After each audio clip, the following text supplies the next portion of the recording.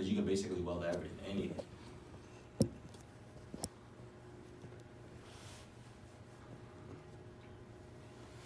Radiation emission from the MIG can cause X-ray oxygen that vicinity Arctic convert to ozone.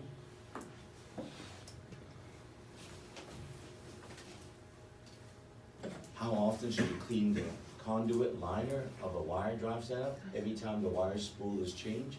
You guys remember how I set up the MIG welder, right? You open the door, the spool of wires in there.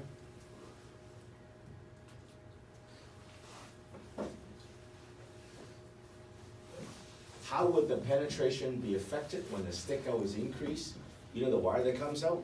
You start, usually the wire should only be this big, but what happens if the wire goes all the way down here? So what happens is, it will decrease the penetration. The more wire that sticks out, the less penetration and less, more weaker the weld is gonna be. Okay, this is it. ITA final. Porosity, write this name down.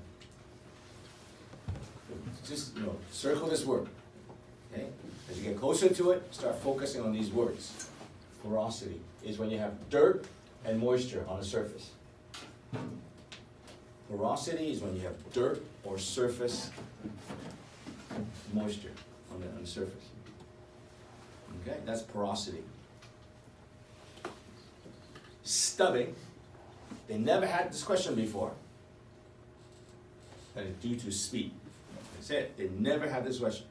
Every question they have seems like it's the porosity, right, for the last few years. Okay. So if you want, you can put down stub, wire feed speed, okay? Just in case they change the game on you guys, right? Really simple. When we go and review, I'm hoping you guys are putting this in sections now, right? Instead of just writing random shit.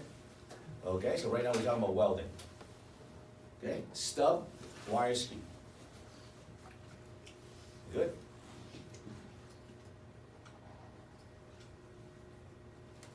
You guys told me that before, right? So basically, gas, metal, arc welding. That's why they call it GMAW. And you guys told me it's the same as MIG. You good? You good?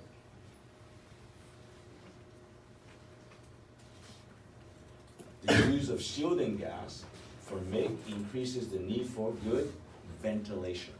That's why, when we do MIG, what do? We turn on the fan, right? But what do we do it outside? Do we have to worry about it? So this is more important when you're doing what they call the enclosed area, right?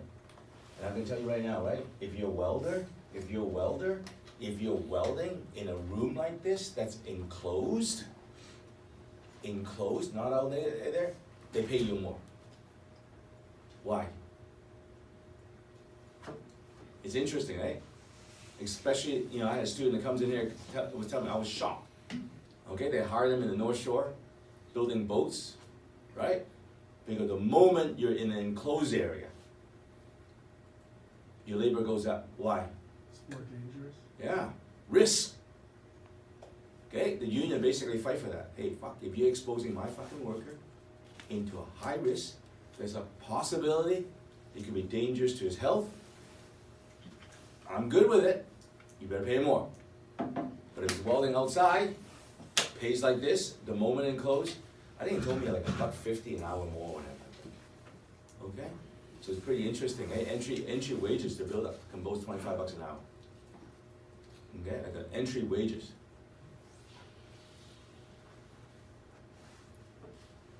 Okay, what can result in an unstable part? Okay, poor connection. Okay, that's I think it's a common sense one. Shielding gas. You good? Flow weight to the welding nozzle. Okay.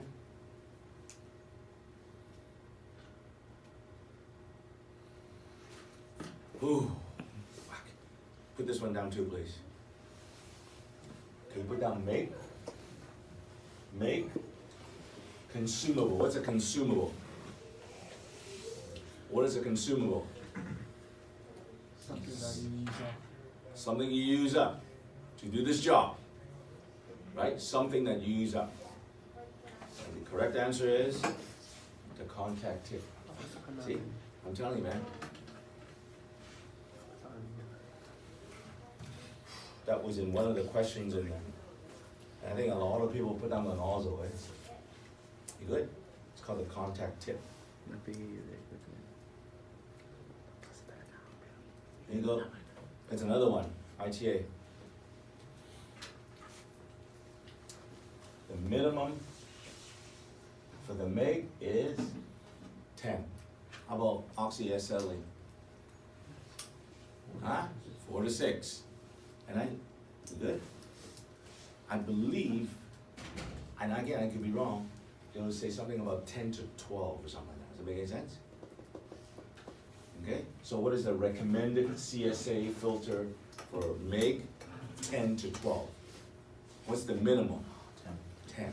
So there's 2 questions right there they can ask you. Right? That's 2 questions right there they can ask you. And they can really screw you guys up, right? What is the minimum CSA, you know what I mean? Like 6 to 8, 8 to 10, all that. I'm telling you, right? That's why these questions, good question. Okay. When the liner becomes king, they won't ask this.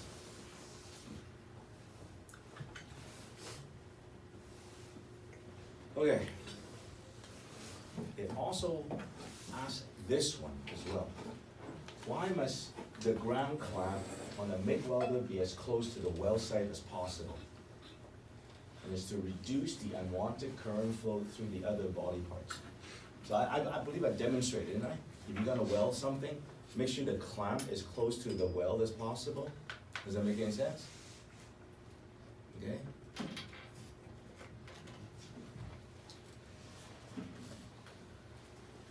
Oh, done. So good. So this one's actually pretty good.